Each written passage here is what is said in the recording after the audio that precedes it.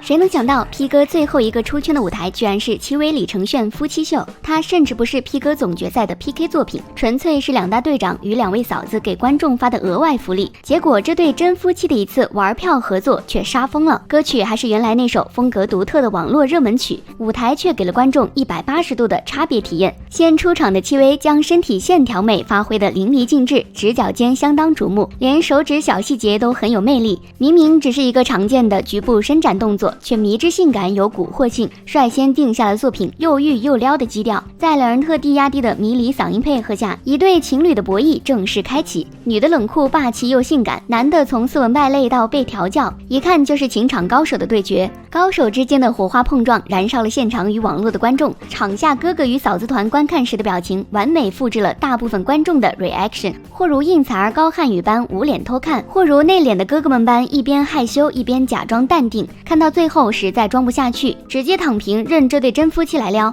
网友们刷上 N 遍之后，已经开始给娱乐行业下达需求指令，真夫妻就是永远的神，以后的晚会请安排戚薇李承铉。而另一部分观众们更是直呼真夫妻就是真香，合法 CP 就是好磕，快让戚薇李承铉夫妻俩去演偶像剧吧。也有网友视角清奇，希望美女们选老公的眼光都向戚薇靠近，男帅女美的舞台多么养眼啊。不到4分钟的双人舞台一度成了总决赛的 C 位作品，论话题度持续走高，出圈魅力相当强势。观众不仅体验到了戚薇的快乐，还发现原来李承铉更快乐，甚至这支作品还有3个不同视角真香。第一个视角是言情向，领了证的合法 CP 就是真香。天上飞舞台转化最多的是戚薇李承铉 CP 粉，虽然大部分网友对他们很熟悉，但过往并没有切入口去了解这对夫妻，很难 get 到粉红泡泡。如今天上飞舞台给了他们展现各自才华的机会，也将真夫妻舞台的火花魅力传递给了观众，完全不用担心被正主打脸，观众吃瓜吃得毫无压力。而且戚薇李承铉一曲出圈，成为最会撩观众的夫妻组合。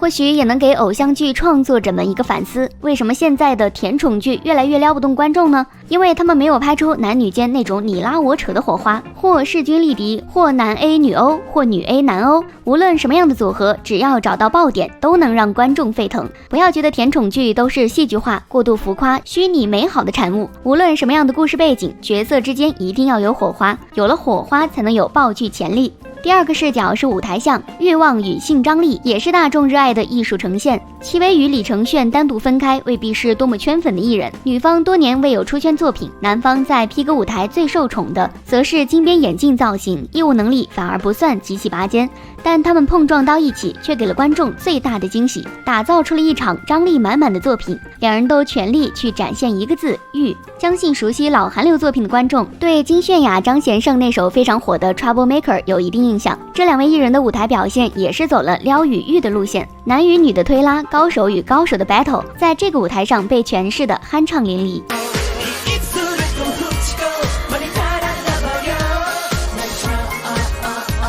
也轰出了观众对爱情与欲望游戏的向往，很受观众喜爱。可惜这样的舞台呈现很少，一方面是很难有艺人能摩擦出这么炙热的火花，往往表演不出作品精髓，另一方面则是表演者比较容易传绯闻。Trouble Maker 便一度被观众调侃是妻离子散舞，意思是如果表演者各自有伴侣，跳完这支舞后，他们各自的爱人差不多就要提分手了。或许正是因为后者，娱乐行业很少会推出走情欲路线的双人组合，双人舞台表演也大多点到为止，这便导致观众喜欢，需求量大，作品却很少。如今天上飞的成功给了行业一个机会，假想 CP 不行，那不妨让真夫妻来占领一下市场。第三个视角是野性美女的感染力，有了戚薇后，李承铉似乎都没那么香了。天上飞的成功，戚薇与李承铉都不可或缺，但客观来说，戚薇在舞台上的感染力让观众更加难忘，整个作品看起来更像是以女方为主导，颇有调教意味。尤其是 ending 镜头里，两人听到观众起哄后的表现，一个稳稳诠释女王杀，另一个却破功害羞。虽然表演中都很有魅力，但戚薇却更加让人难忘。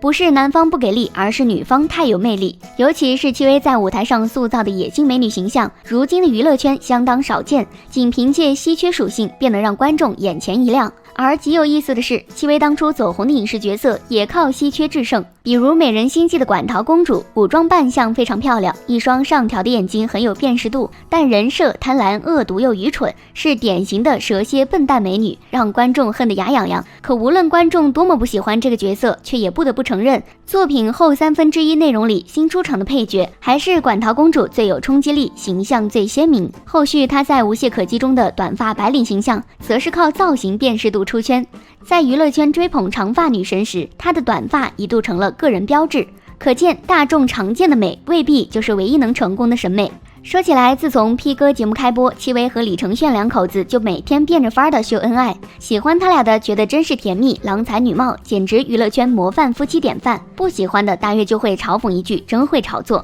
不过在于姐看来，擅长给自己打造大总攻人设的七哥，稍微营销一下夫妻感情也好像挺合情合理。毕竟所有营销的镜头都是为了红，当艺人的谁不想红啊？而戚薇夫妻也不仅仅只是营销出来的恩爱，其实仔细看两人的日常相处模式，有很多值得已婚夫妇学习的地方。比如说他们互相理解，也互相敦促。李承铉能来参加 P 哥这个节目，最开始也是戚薇劝说的。2006年，李承铉赔偿了600万元和原公司解约。第2年拍了《会有天使替我爱你》，成了他为数不多的代表作。然而，随着他与戚薇官宣恋情，到结婚再到孩子出生，中间整整6年多的时间，李承铉在圈内几乎成了透明人的状态。很多人说他吃软饭靠老婆，活在戚薇的翅膀里头。那几年他们二人基本是男主内女主外，李承铉大部分时间在家带娃，时间久了也会崩溃，但这些李承铉从来没跟戚薇说过，还是戚薇主动帮他解决了这个困境。他说，你在家照顾宝宝，我可以放心的追求我的梦想，你是给了我一个机会，所以我反而要感谢你。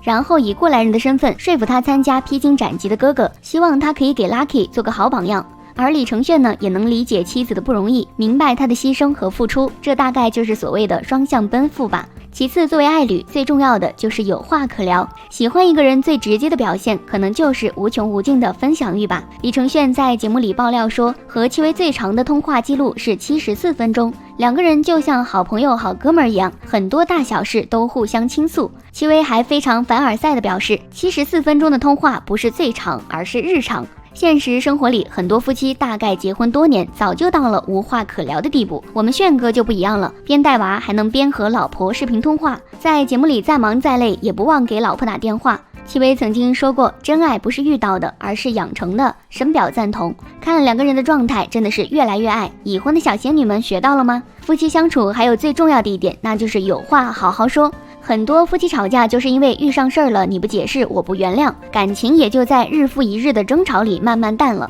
在之前的一档节目里，有一次戚薇给李承铉煲汤，问李承铉咋样，结果直男本男非常实诚地说好喝，就是有点淡。戚薇当场就不高兴了，老娘好不容易下个厨，竟然还敢挑剔。李承铉急匆匆的解释，戚薇就不理，一个人默默玩手机。不过没冷战几分钟，戚薇就放下手机，心平气和的沟通，把自己的想法说了出来，还教李承铉怎么哄自己开心。这就是夫妻间的有效沟通，有话好好说，而不是一个人生闷气，对方还 get 不到你生气的点，于是更气了。最后，夫妻感情保温秘诀，不要忘了必不可少的仪式感。伴侣的生日、独属于两人的特殊日子、结婚纪念日，还有所有跟对方有关的节日，这些都要好好记着，并且随时给对方制造小惊喜，让人想不感动都难吧。应采儿有句话说得好，只要你爱老婆疼老婆，事业就会一帆风顺，万事如意。你看李承铉这不就靠着 P 哥翻红了吗？所以两人远不只是炒作出来的恩爱，人家是有在认真经营婚姻的，嫁给对的人，每天都在谈恋爱。无论影视创作、唱跳舞台还是艺人风格，都应该追求独有特色，不能沉迷于大众化。有风格的作品才能丰满艺术，有个性的艺人才能开创新审美。谁能想到 P 哥最后一个出圈的舞台会是真夫妻现场互撩呢？以上就是本期视频的全部内容了，你们对此有什么看法呢？欢迎评论留言，下期节目我们不见不散。